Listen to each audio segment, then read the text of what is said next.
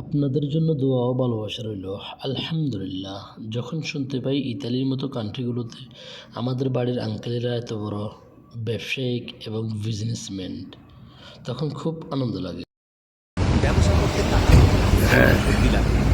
বড় ভাই নরুদা ভাইয়ের দোকান, এটা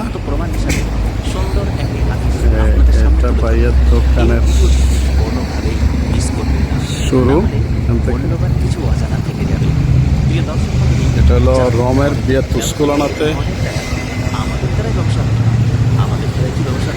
ঠিক রাস্তার ওপাশে এই বিল্ডিংটাতে ভাইয়া থাকে। এখানে এই বিল্ডিংটাতে 3 তলা।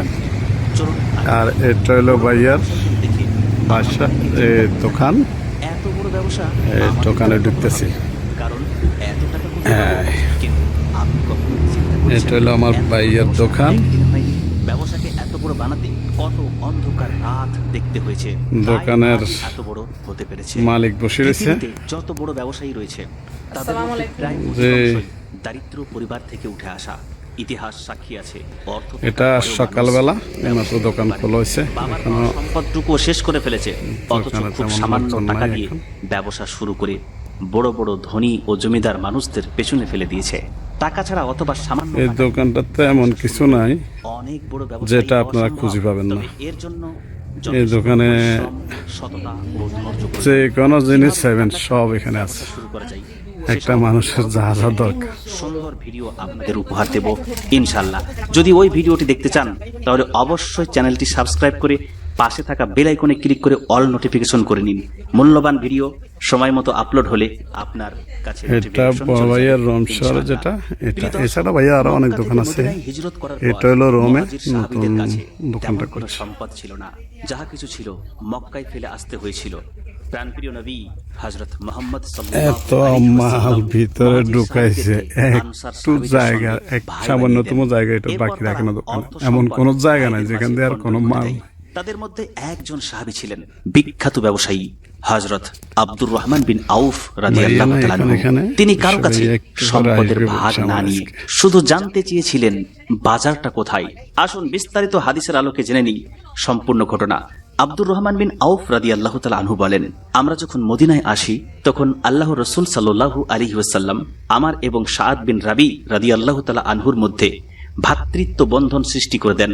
পরে সাআদ বিন রাবি রাদিয়াল্লাহু তাআলা আনহু বলেন, আমি আনসারদের মধ্যে অধিক ধনাঢ্য ব্যক্তি, আমার অর্ধেক সম্পত্তি আপনাকে বন্টন করে দিচ্ছি এবং আমার উভয় স্ত্রীকে দেখুন, যাকে আপনার পছন্দ হয় বলেন, আমি তাকে আপনার জন্য পরিত্যাগ করব।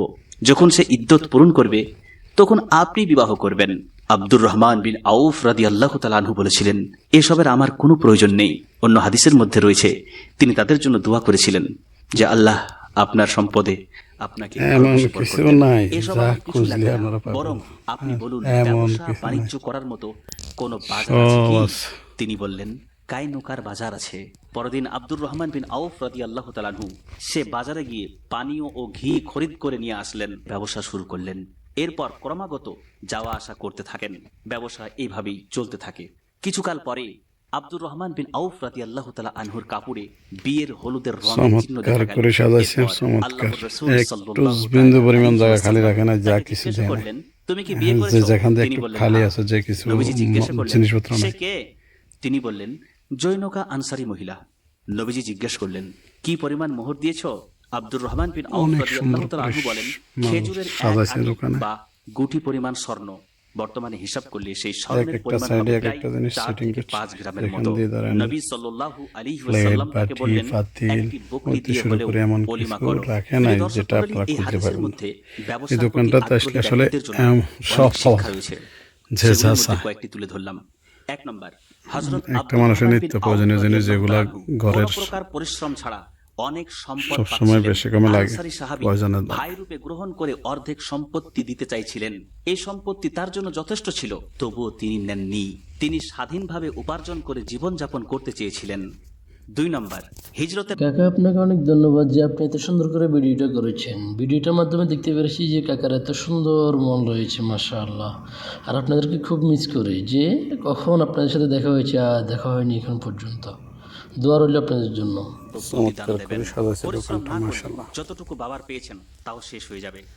রমশরে এমন এক প্রবাদ আছে, কোনো বাঙালি মনে হয় আমার চোখে পড়া নাই, এত বড় বিশাল যদি কেউ দোকান কোনো এইভাবে কাজকর্ম না করে শুধু বসে বসে ভোগ করতে থাকে, মাল দিয়ে তবে দোকান যতই সাজাইছে, এত ধনসম্পদ বেশি থাকুক না এত কেন, বেশি একসময় মাল যে তা শেষ দোকানে হয়ে যাবে। একটু এই জায়গা প্রবাদ আমাদের যে শিক্ষা দেয়, এই যে এক ভাই নম্বর, কাজ করে উনি শুধু এখানে। ভোগ বিলাস নয়, পরিশ্রম করতে হবে। 2 নম্বর, অর্থ সম্পদ টিকিয়ে রাখতে হলে আয়ের পথ চালু রাখতে হবে। 3 নম্বর, অকর্মণ্যতা ধ্বংস ডেকে আনে। যদি কেউ বাবার পক্ষ থেকে কিছু সম্পদ বা অর্থ পেয়ে থাকেন, তাহলে সেটা সঠিক জায়গায় লাগিয়ে হালাল পথে উপার্জনের পথ তৈরি করুন। ভবিষ্যতে অর্থ টাকার অভাব হবে না ইনশাআল্লাহ। আর যদি ভাবেন এখন যা আছে খেয়ে শেষ করে দেই, পরে আবার যা হবে দেখা যাবে, পরবর্তীতে এমন একটা সময় আসবে আফসোস করা ছাড়া আর কোনো পথ থাকবে না। শুধু চিন্তা করবেন, কেন আমি সেই সমস্ত টাকা সঠিক জায়গায় ব্যয় করিনি, কেন আমি সেই টাকা অপচয় করেছি। তখন অনেক দেরি হয়ে যাবে। তাই যারা এমন পরিস্থিতির সম্মুখীন হয়েছে, অবস্থা। তাদের দেওয়া শিক্ষা থেকে শিক্ষা নিয়ে সেই পরিস্থিতি আসার পূর্বেই সতর্ক হয়ে যাওয়া বুদ্ধিমানের কাজ। প্রিয় দর্শক মণ্ডলী, হাদিসের সে আলোকে শিক্ষা number 3, Facebook, Hazrat Abdur Rahman Facebook bin and Auf YouTube। রাদিয়াল্লাহু তাআলা আনহু তার কাছে যা ছিল মক্কায় সব ফেলে হিজরত করে মদিনায় চলে এসেছিলেন। তিনি একদম শূন্য থেকে মহা ব্যবসায়ী হয়েছিলেন। মূলত তার পুঁজি ছিল তার পরিশ্রম, সততা ও বুদ্ধিমত্তা। তিনি অনেক সম্পদের অফার পেয়েছিলেন, কিন্তু তা গ্রহণ করেননি, বরং পরিশ্রম করে উপার্জন করতে però বেশি piccolini. আগ্রহী ছিলেন। No, io তিনি sono- প্রথমে vedi, জিনিস sai, বেচাকেনা শুরু করেন। দিন শেষে সামান্য সবাই লাইক এবং শেয়ার করবেন। আল্লাহ হাফেজ।